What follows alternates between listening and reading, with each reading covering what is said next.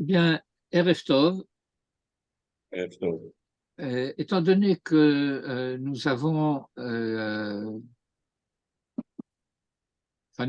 j'ai malheureusement eu un raté la semaine dernière, que donc nous n'avons pas pu étudier la paracha de Bereshit. Alors, nous allons essayer d'étudier ce soir un sujet de Bereshit et un sujet de Noach. Et pour ce faire, nous allons prendre la fin de la paracha de Bereshit et le début de la paracha de Noach. Et pour commencer, et avant de commencer, je voudrais dédier notre étude eh bien, à la réussite de nos forces armées, à la protection et à la sécurité de nos soldats, à la guérison de tous les blessés, et parmi eux aussi de mon épouse Chaya Ruth Bat Dina. לעילוי נשמתם של כל הקדושים שנטבחו ושנפלו בידי המרצחים, השם ייקום דמם, et bien entendu à la libération de tous les otages et de tous les prisonniers.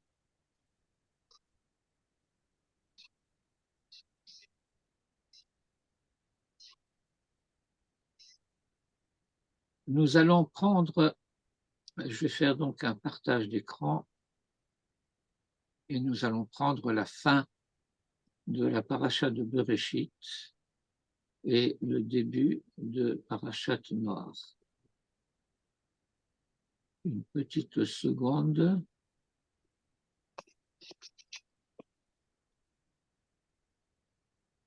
Mais c'est pas ça que je voulais.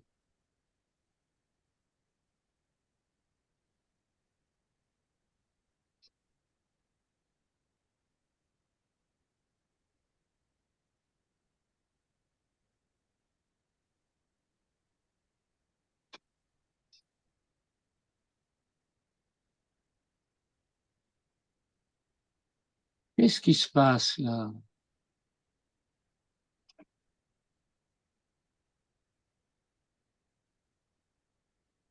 Voilà. Bon.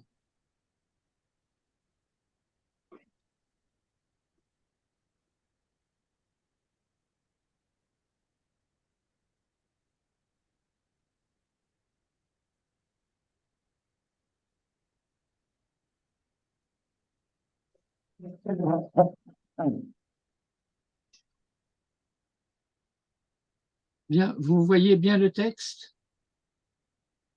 Si vous pouvez l'agrandir un peu, Rav. Si je peux l'agrandir un peu. Vous êtes sur le téléphone? Non, non, je suis sur l'ordinateur. Et vous voyez pas? Oui, je vois, ça va. Je vais moi l'agrandir chez moi. Oui, ça y est, c'est bon, j'ai agrandi, c'est pas la peine de... Bien. Alors, la Torah a raconté depuis les chapitres de Maaseh Bereshit, l'histoire de Adam et Ève, de Caïn et Abel, et ensuite des générations de Caïn, des générations de Sheth, et elle raconte tout un ensemble de péripéties qui vont finalement aboutir au déluge. L'une des péripéties en question commence au chapitre 6, et c'est ce que nous allons lire ici, et je vais lire et traduire les derniers versets donc de la paracha. Vayehi ki echel ha'adam, la rov al penei ha'adama, uvanot yuldu lahem. Et il arriva, lorsque l'homme eut commencé, je traduis d'abord à la manière habituelle, à se multiplier sur la face de la terre, et des filles leur naquirent. Manitou avait l'habitude de nous dire que même lorsque on ne va pas étudier tous les détails des versets, il faut s'habituer à noter ce qu'il appelait les aspérités du verset. Par exemple, lorsque l'homme se multiplie, eh bien, cela va de soi que des filles vont naître. Qu'est-ce que ça d'extraordinaire que nous ayons besoin d'un verset de la Torah pour nous dire Banot yuldu lahem. Et d'autre part, où auriez-vous voulu que l'homme se multiplie si ce n'est pas sur la face de la terre?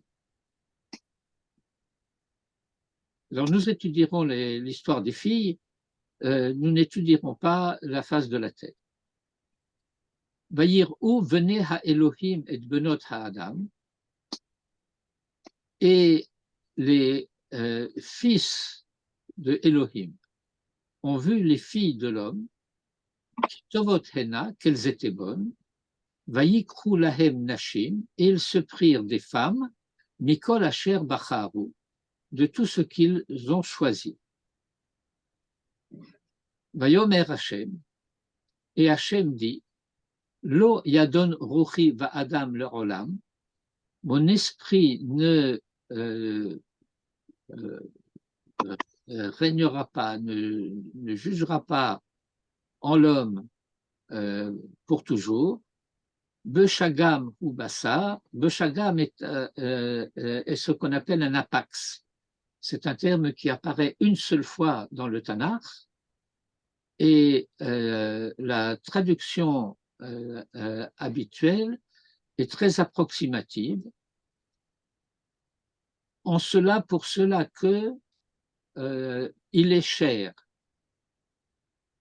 pas précieux, mais cher, C-H-A-I-R, viande. V'hayu yamav mea ve'esrim shana. Et ces jours seront de 120 ans. Il ne s'agit pas du tout d'avoir fixé ici la durée de la vie humaine à 120 ans, bien que le folklore populaire, vous savez bien, admet ve'esrim. V'hayu yamav mea ve'esrim shana, c'est le dernier sursis qui est donné à l'humanité dans 120 ans, le déluge. Hanephilim hayu va'aretz va'yamim ahem. Dans les Néphilim, on traduit par les géants. Mais Néphilim, littéralement, ça veut dire quoi?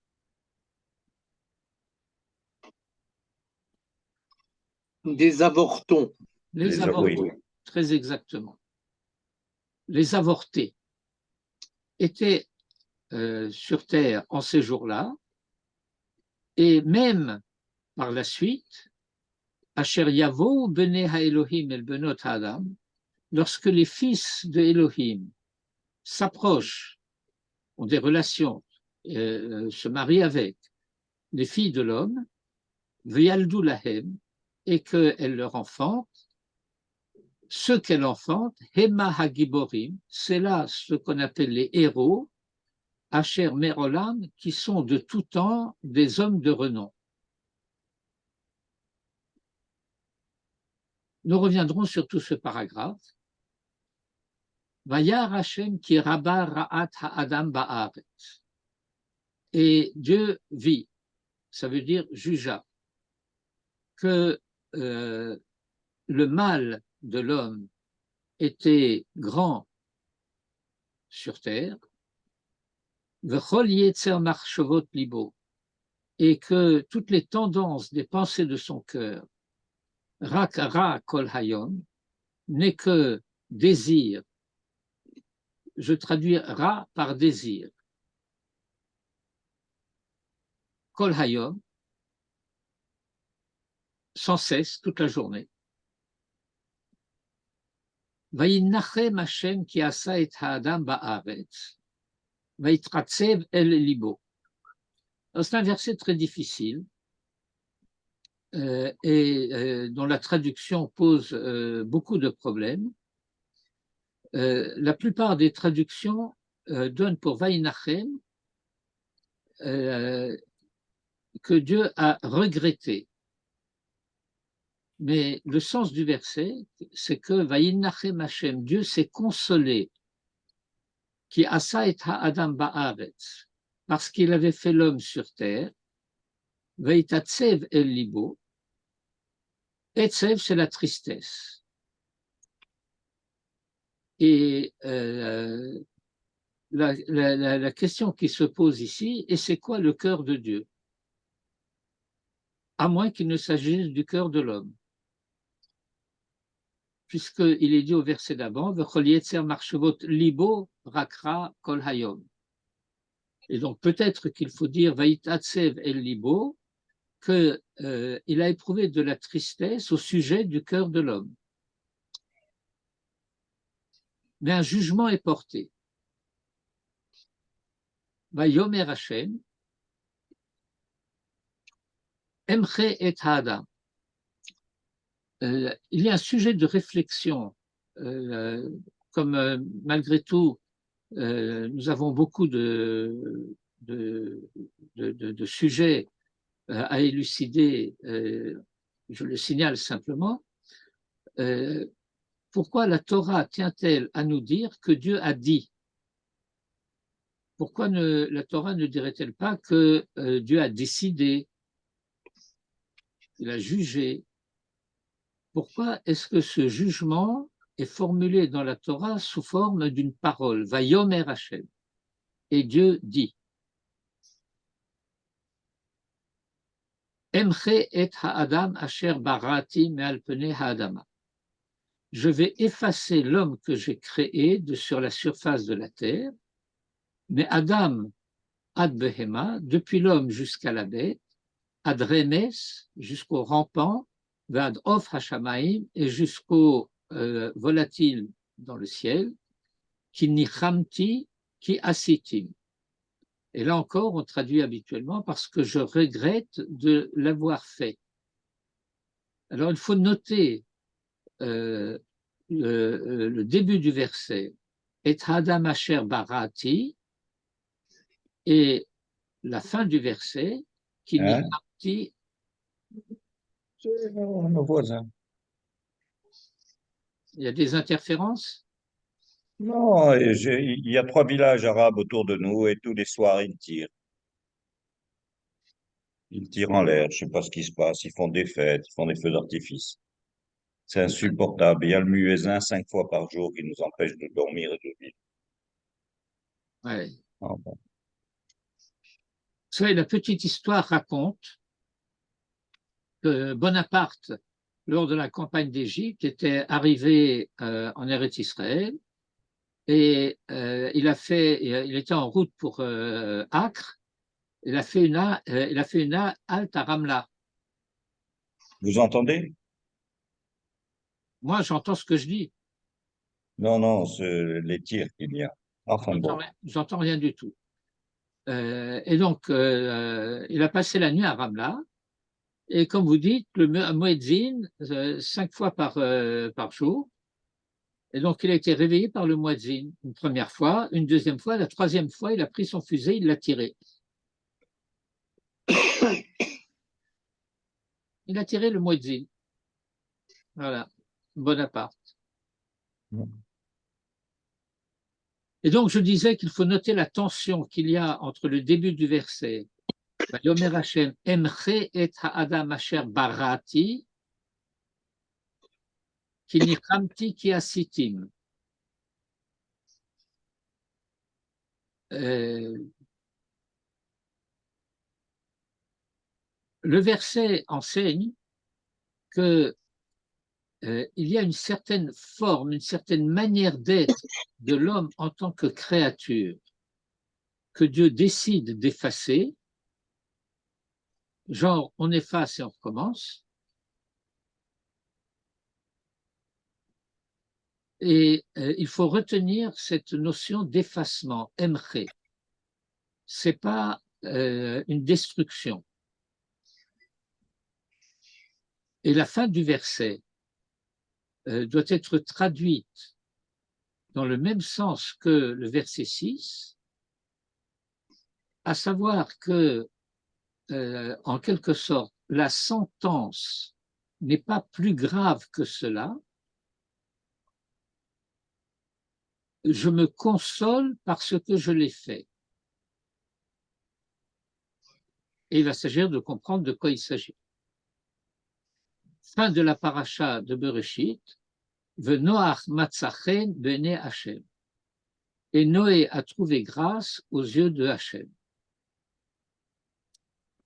La Gemara, dans Masechet Sanhedrin, à la page 108, je ne me souviens plus si c'est A ou B, mais vous relirez, vous retrouverez. Et donc, la Gemara, là-bas, dit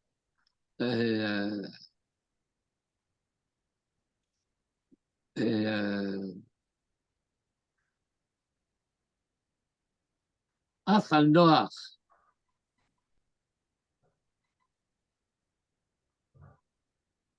Comment elle dit la Gemara? Af al Noach nechtam gzardin. Le jugement avait été scellé aussi pour Noé, et là chez Matzachen. Seulement, il a trouvé grâce. Chez Neymar, Nichamti ki asitim, Benoach Matzachen.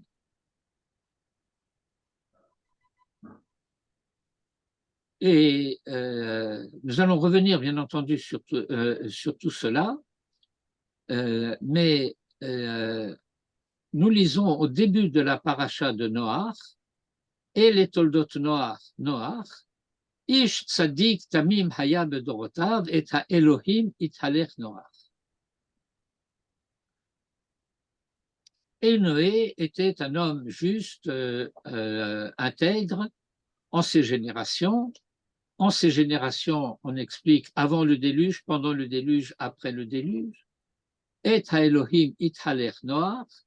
Et Noé se faisait marcher, se faisait aller avec Elohim.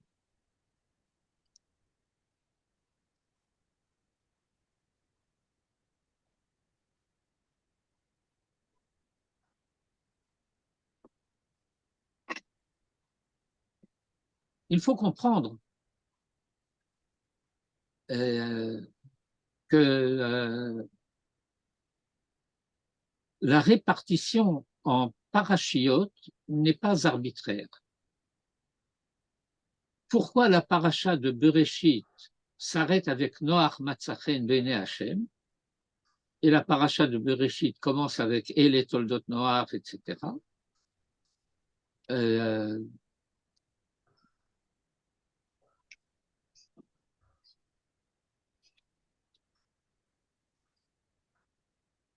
Pour ainsi dire, du point de vue de la lecture traditionnelle de la Torah, des parachiotes de la Torah de semaine en semaine, tout se passe comme si, lorsque nous commençons la paracha de Noach, nous avons eu le temps d'oublier comment s'est terminée la paracha de Bereshit.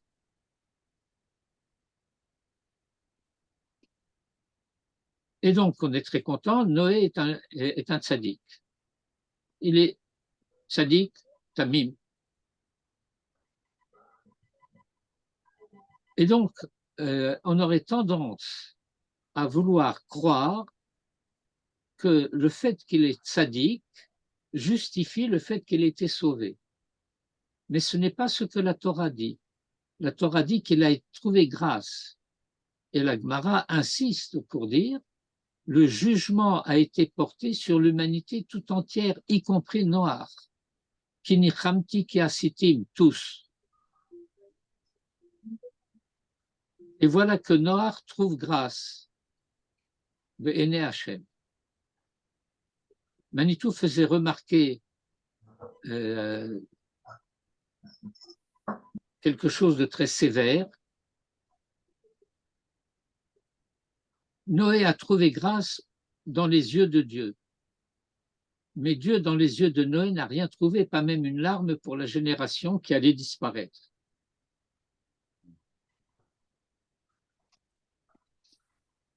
Et nous allons noter une espèce d'allusion redondante à la fin de la paracha de Bereshit et au début de la paracha de Noach. Noach matza chen bene Hashem. Lorsque on se regarde dans les yeux de quelqu'un, on se voit comme en miroir, c'est-à-dire à l'envers. Et donc Noé, dans les yeux de Dieu, a vu chen. Parce que chen, c'est Noach à l'envers. Et la paracha de Noach commence par « Voici les engendrements de Noé, Noé ».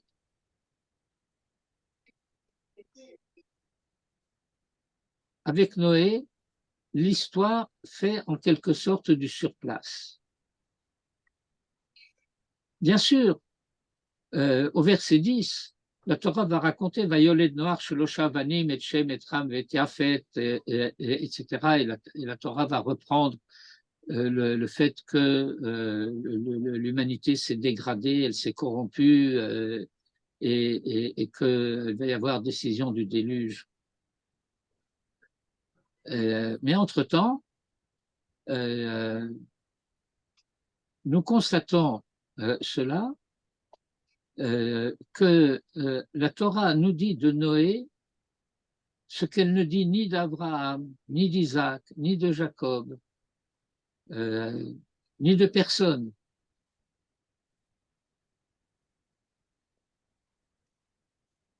La tradition de la Torah chez Béal Pé va parler de Yosef Hatzadik de manière très insistante. Et parfois de Binyamin Hatzadik. Mais ce n'est pas dans la Torah chez Birtav. Dans la Torah chez Birtav, il y a un cas particulier, c'est Noach.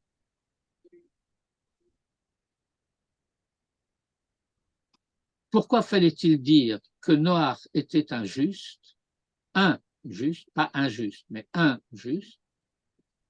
Eh bien, c'est pour que tu ne crois pas qu'il a été sauvé, qu'il a trouvé grâce, bien qu'il ait été rachat comme les autres. Donc, il faut que nous sachions qu'il était tzaddik.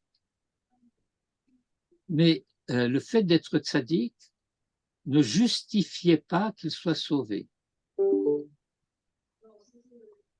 Et nous avons à ce sujet un enseignement traditionnel très important et qui est enseigné en particulier à propos de Moshe, de Moïse. Comme nous parlons français, nous avons un petit peu, comment dirais-je, un peu d'humour à pratiquer à propos de Moshe. Vous vous souvenez de l'histoire de Moïse? Il a été caché aussi longtemps que sa mère a pu le cacher. Quand il n'était plus cachable, elle l'a mis dans un panier de roseaux au fil de l'eau du Nil. Il a été trouvé par la fille de Pharaon et dit c'est un enfant des Hébreux et elle l'a appelé Moshe, Ki min hamayim meshitihu, parce que de l'eau je l'ai tiré. Mais ça ne marche pas. Pourquoi ça ne marche pas? Eh bien, c'est parce que si on veut dire que le nom de Moïse signifie qu'il a été tiré de l'eau, eh bien, le nom en hébreu, ça devrait être Nimsha ou Mashouï.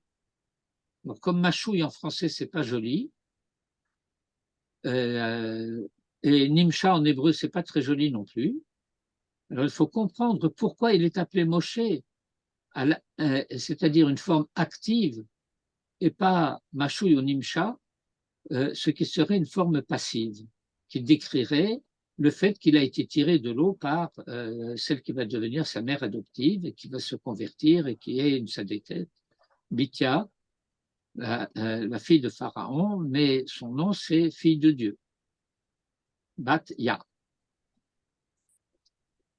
Eh bien, tout simplement, nous enseigne-t-on, c'est le fait que Moïse est sauvé, tiré de l'eau, parce que c'est lui qui sera capable de sauver sa génération. Et donc, son nom sera non pas celui qui est tiré, mais celui qui tire.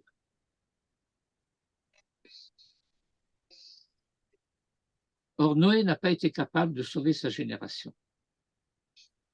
On ne nous dit même pas dans la Torah qu'il a prié pour sa génération. Les Midrashim racontent que pendant les 120 ans qu'a duré la construction de l'arche, les contemporains de Noé lui demandaient: qu'est-ce que tu fabriques? Il dit: je fabrique un bateau. Attends, tu es loin de la mer ici, pourquoi tu fabriques, tu es sur une montagne et tu fabriques un bateau sur une montagne, tu es fou? Eh bien non, parce qu'il va pleuvoir, il y aura un déluge et je serai sauvé dans le bateau. Ah, il est fou ce mec. Taré. Et il rigolait et il le laissait tranquille à construire son bateau. Il ne les a pas appelés à faire teshuva. Il ne leur a pas dit: vous avez le temps de vous ressaisir. C'est une époque de sursis. Rien.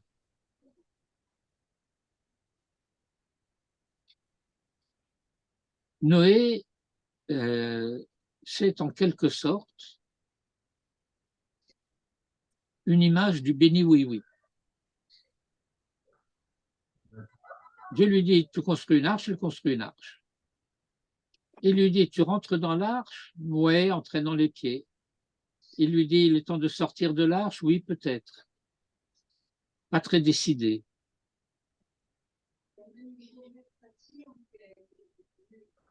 Et pourtant, il a été sauvé.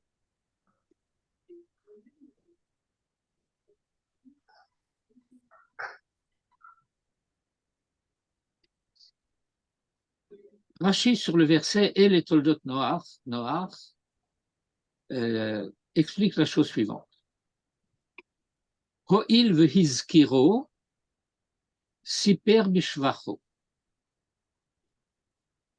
Étant donné qu'il en a fait mention, hizkiro, siper bishvacho, il a raconté sa louange, chez Nehemar, Zecher Tzadik Livracha, et Rachi cite un verset qui dit: le souvenir du juste pour la bénédiction.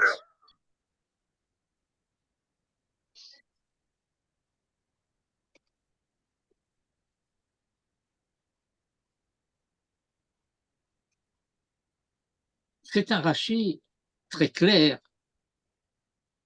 et très curieux. Ho'il vehiskiro siper bishvacho.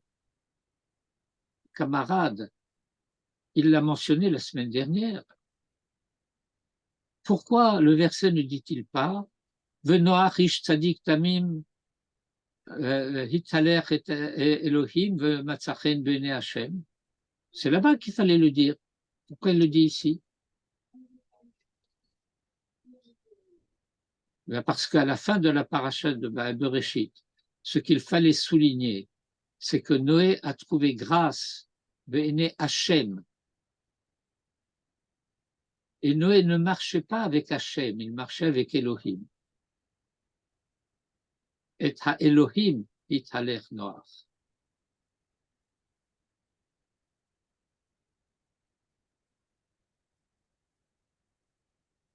Noé est tzaddik tamim bedorotav, non pas par rapport à l'histoire de l'humanité, pas aux yeux de Dieu, mais dans la perspective, si vous voulez, de ce qu'on pourrait appeler, on n'a pas le temps de tout élucider, de tout expliquer, du point de vue d'une morale naturelle. Il marche Dieu avec Elohim la main dans la main. Il faut que Elohim le tienne par la main pour qu'il marche. C'est de Abraham que Hachem lui dira « Hithaler le fanaï » marche devant moi. Noé n'est pas capable de marcher devant Hachem. Et donc, aux yeux de Hachem, dans la perspective de la providence de l'histoire de l'humanité, Noé trouve grâce. Il faut comprendre que la grâce est totale pour Noé, mais elle n'est pas arbitraire pour l'humanité. Noé trouve grâce parce que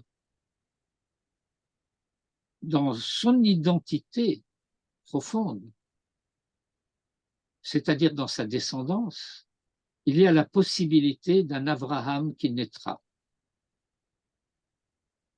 Et c'est pourquoi Rashi, dans son allusion, dans son commentaire, va dire Zecher Tzadik Noach, Livracha Avraham. Est-ce que vous suivez jusqu'à présent? Ne me rassurez pas surtout.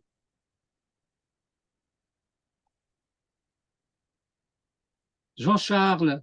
Oui, oui, oui, absolument. Moi, je commence à comprendre.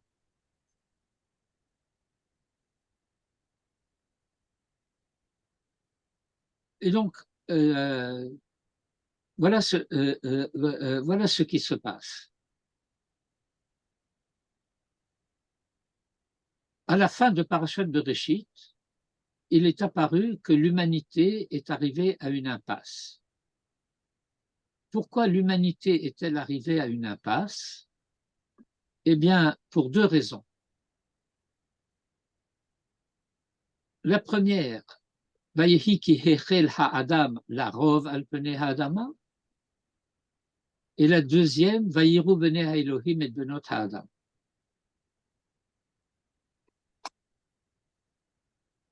Première impasse, qui est hechel ha'adam larov al penei ha'adam.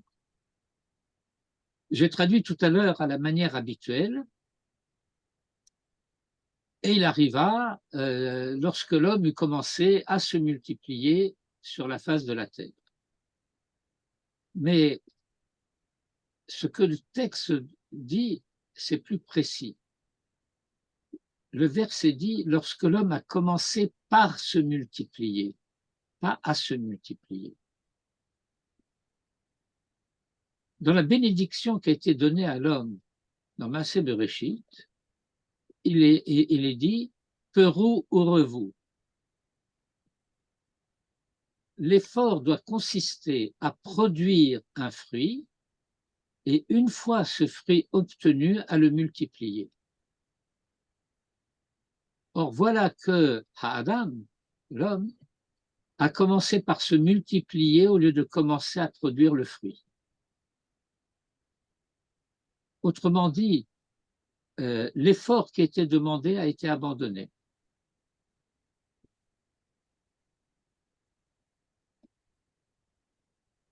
On a commencé par se multiplier.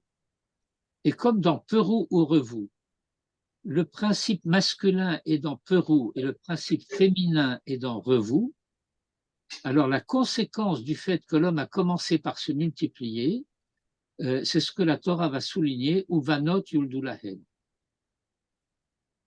Et des filles leur sont nées. Deuxième échec, Vayiru venez ha Elohim et benot ha. Excuse-moi, Pierre, tu pourrais reprendre, s'il te plaît, l'avant-dernière phrase.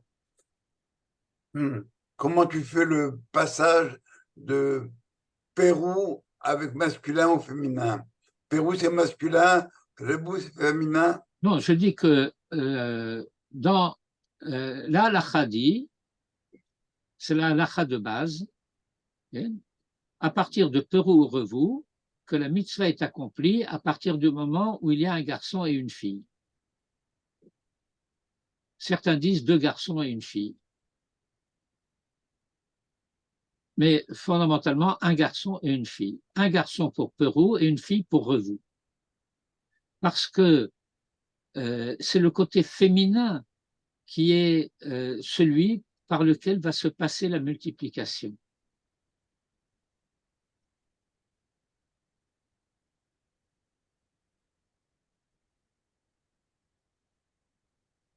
Merci. Comment? Si.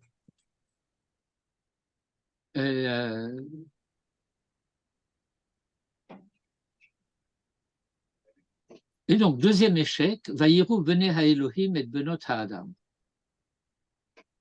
La Torah appelle Bene HaElohim la lignée de Shet.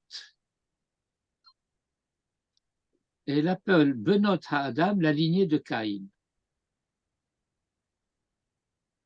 Alors, nous devons remonter un peu en haut dans le récit de la Torah.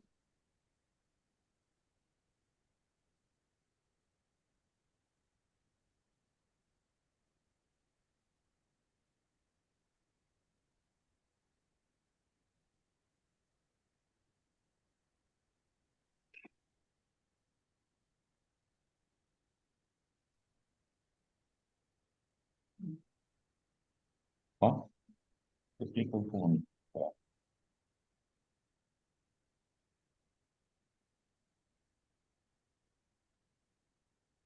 Non, attendez, je me suis trompé, c'est pas là que je dois venir, c'est au chapitre 4.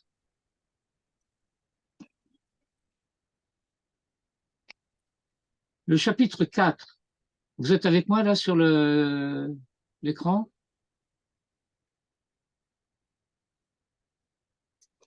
L'Adam yada et travail ishtovat ahavatel et det Caïn vatomer kaniti ish et Hashem.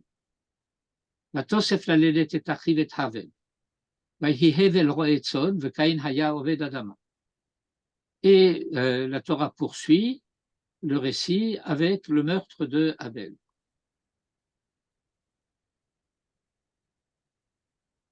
Et le récit de la Torah se poursuit par la description des générations de Caïn. Vaïda Caïn et Tishtovat Ahavatel et Detranof, Vaïhi Boneir, etc., etc., etc. Et ceci se poursuit jusqu'à la fin du chapitre, au verset 25. Au verset 25, il se passe quelque chose de radicalement nouveau. Vayeda Adam Od et Ishto, et l'homme connut encore sa femme, Vateled Ben, et elle enfanta un fils.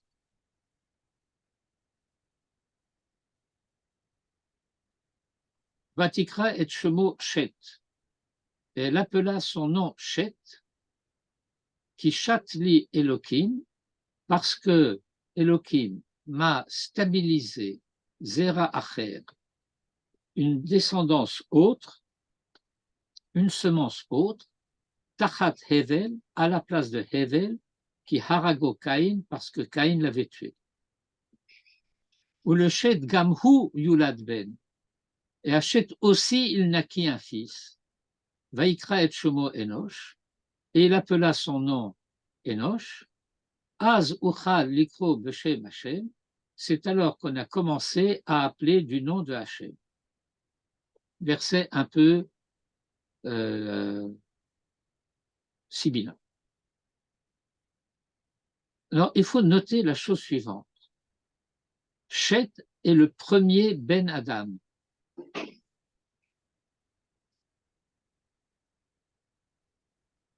Tout au long des générations qui ont été décrites ici, y compris pour Caïn et Abel, le mot de Ben n'est pas prononcé.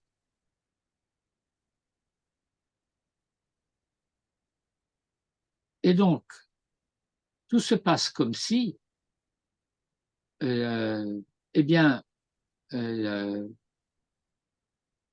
les toladot de l'homme commencent avec Chet.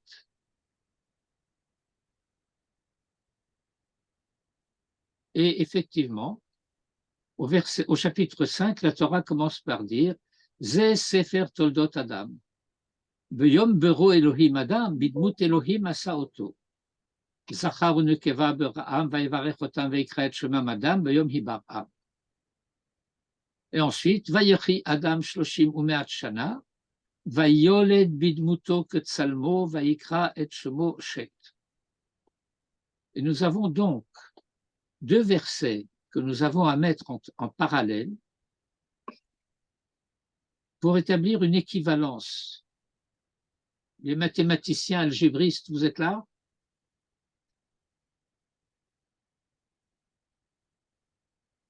Va-t-elle être Ben, va Yoled Bidmuto Ketsalmo. Et donc Ben, ça veut dire Kidmut Bidmuto Ketsalmo.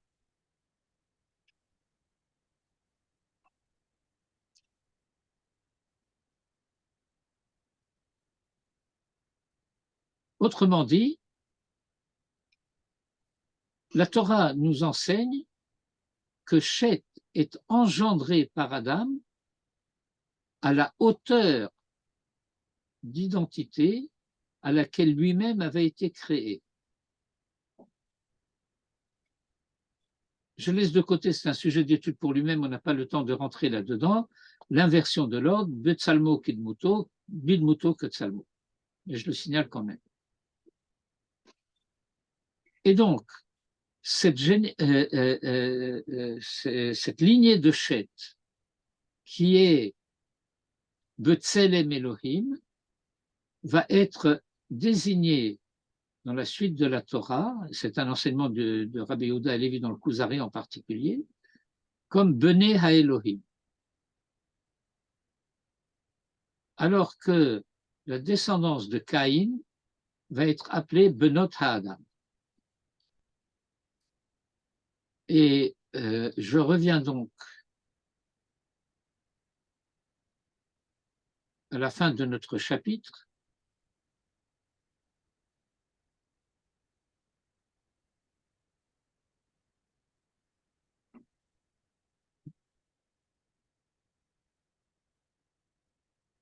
Et la descendance de Chet s'est mélangée à la descendance de Caïn. Je me souviens du cours de Manitou, le premier cours de Manitou sur ce sujet auquel j'ai assisté. C'était il y a 50 ans, avant-hier. Et qu'est-ce que je dis il y a 50 ans? Il y a 60 ans. Et je me souviens très bien, Manitou expliquant le verset où le Chet Gamhu Yulad Ben. Et à Chet aussi, il naquit un fils. Verset qu'on a lu tout à l'heure. Et je me souviens de Manitou disant, pourquoi le pauvre, il n'a pas droit? Ça veut dire, lui aussi, il naquit un fils. Eh bien, en fait, c'est extraordinaire. Si le Ben Adam est né, eh bien, le Ben Adam, c'est le Mashiach. L'histoire a réussi. Adam a réussi à engendrer le Fils de l'homme.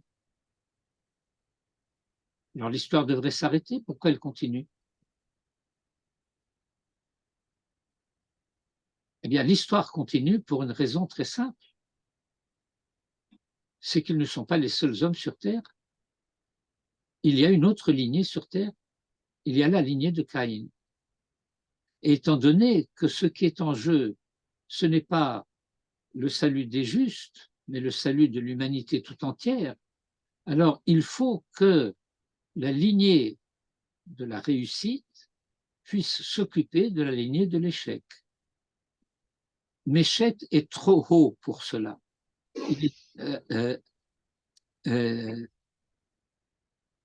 Il est trop loin de Caïn.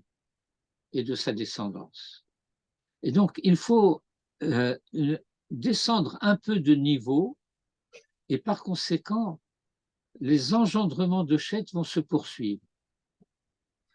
Parce que la descendance de Chet va devoir être l'éducatrice de la descendance de Caïn. C'est l'effort à faire. Tout se passe comme si, dans ces premières générations de l'humanité, la descendance de Chet est l'Israël de ce temps-là, et la descendance de Caïn est l'humanité de ce temps-là. Mishpechot Adam. Et donc, ce qu'il faut comprendre, c'est que à la fois, il faut que l'éducateur soit suffisamment proche de l'éduqué pour pouvoir être en relation avec lui, mais qu'en même temps, il faut qu'il soit distinct de l'éduqué et non mélangé avec lui. Or, c'est ça la catastrophe qui se produit. Vaïrou venez ha Elohim et benot ha-Adam, la descendance de Chet va se mêler à la descendance de Caïn. La Torah nous décrit le premier phénomène des mariages mixtes. Et alors, s'il y a eu ce mélange, alors il y a échec, le projet est en quelque sorte définitivement en péril. Mais un dernier sursis va être donné à l'humanité, encore 120 ans. Et la Torah nous prévient et en même temps nous met en garde. Les avortons seront dans la terre, étaient sur terre, en ces jours-là, et même à l'avenir. Lorsque les fils de l'homme, les enfants d'Israël, se marieront avec les filles de l'homme, les Bnei Elohim avec les Benot Adam, mariage mixte, Israël avec les Goïm. Alors ça va donner d'une part des héros, des Giborim, des hommes de renom. Alors par rapport à la descendance de Caïn, ce sont des hommes de renom. Par rapport à la descendance de Chet, ce sont des avortons. Et c'est ce qui se passe dans l'histoire d'Israël. Des phénomènes d'identité humaine issus de ces mariages mixtes, mais perdus pour Israël.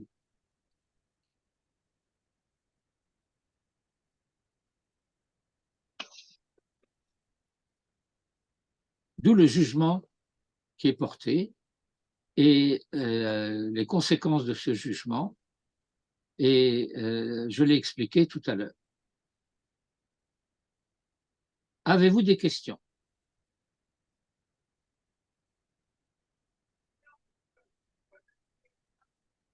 Vous n'avez pas de questions. Donc, des deux choses l'une. Ou bien vous êtes endormi, genre assommé, étourdi, ou alors vous avez tout compris.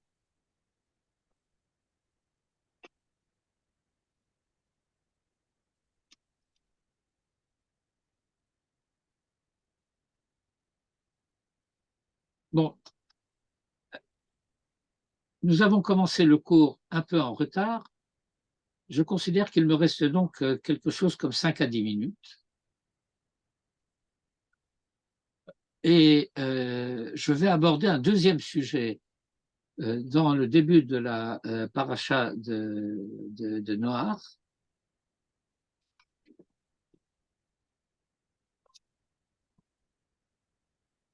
À partir du verset 13.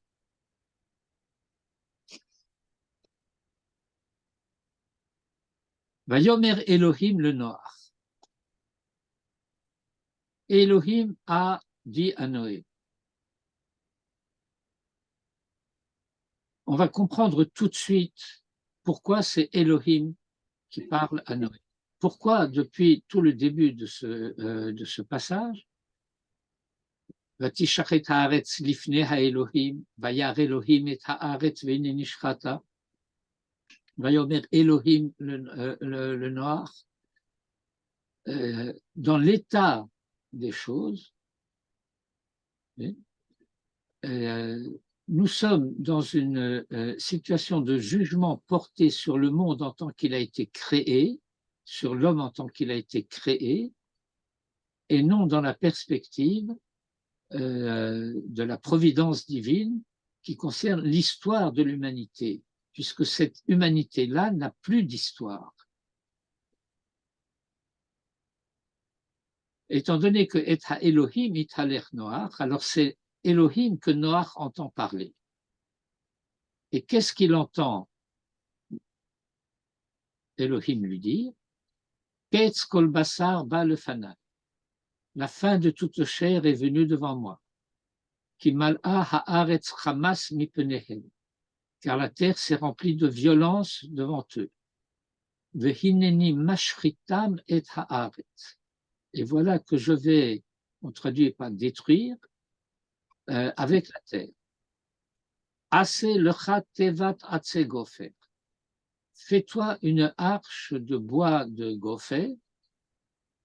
Kinim ta'ase et hateva.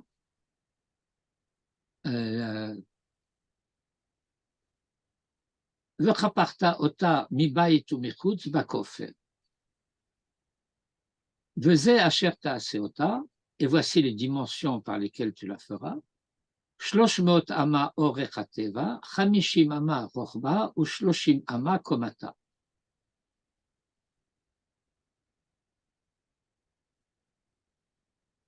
L'enseignement que je vais vous transmettre très brièvement maintenant est un enseignement qui est donné par le Shlar, Rabbi Yoshaya Horowitz, dans le Sefer Shenei Luchot Abrit, sur la paracha de Noé.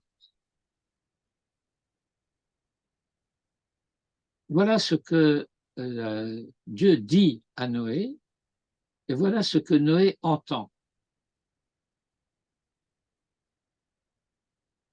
Noé va être appelé par la suite dans le récit de la Torah, Ish HaAdama.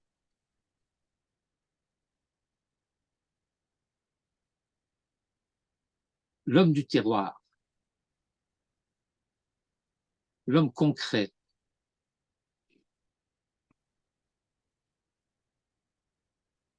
Ce que Dieu lui dit, il le traduit en termes concrets, c'est-à-dire matériels.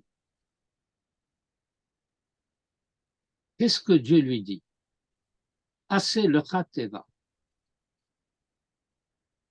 Qu'est-ce que Noé entend? Une boîte, une arche, un bateau qui sera fermé comme une boîte. Mais Teva, en Lachon HaKodesh, fondamentalement, ça veut dire un mot, comme vous avez l'expression raché Tevot, les initiales des mots. Quel est le mot par excellence? Demande le Shla. Eh bien, le seul mot vrai, le seul mot authentique, c'est le nom de Dieu. C'est Shem Hashem. Et donc, qu'est-ce qui est demandé à Noé? Proclame mon nom. Invoque mon nom. Enseigne mon nom.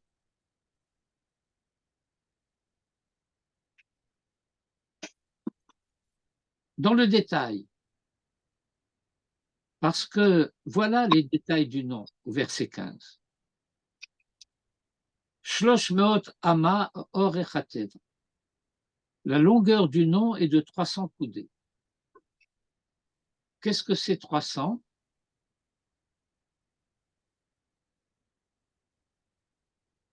Eh bien, c'est 6 fois 5 fois 10.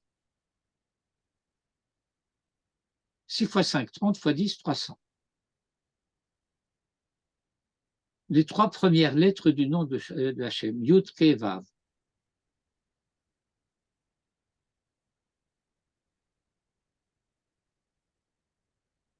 Hamishim Ama Rochba.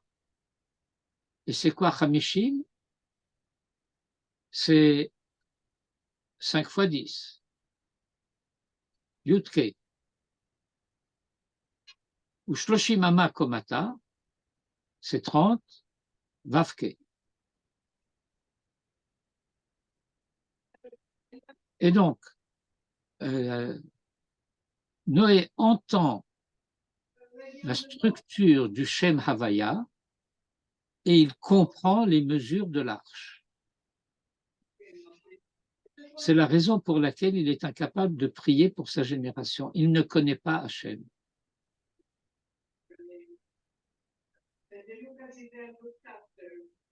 Et Elohim Italer Noach. Et c'est la raison pour laquelle, par rapport à Hachem, il ne peut être que Motsechen. Tov, Atkan.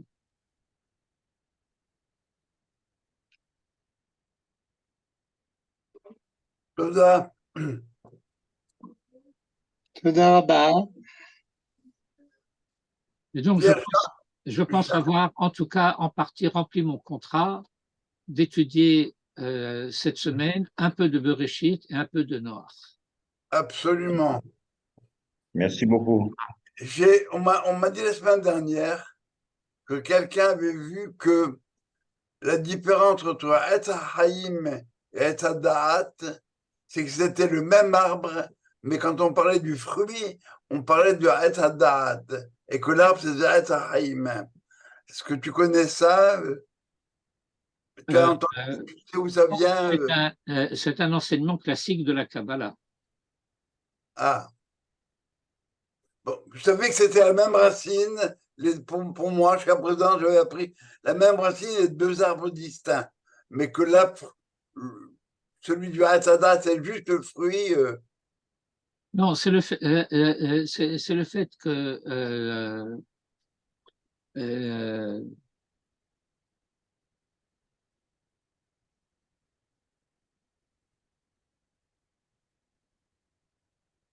le diouk, sans entrer dans les détails, c'est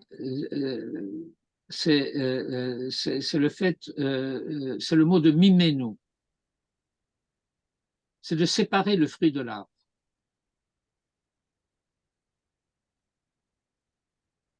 Okay. Et donc, l'enseignement, c'est que en haut, il est appelé Etz HaChaim, en bas, il est appelé Etz HaDa'at. Ok. Bon. Parfait. Merci. Alors, Shavua Tov, et Bsorot Tova. Et Bsorot Tova. J'ai oublié une chose, zut.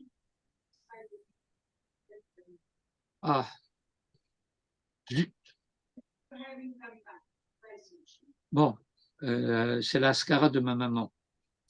Et donc, j'ai oublié de consacrer aussi le cours, le Ilou Nishmat Imi Moratif à Igebat Rabbi Israël Nathan. Ah ben voilà, c'est fait. C'est fait.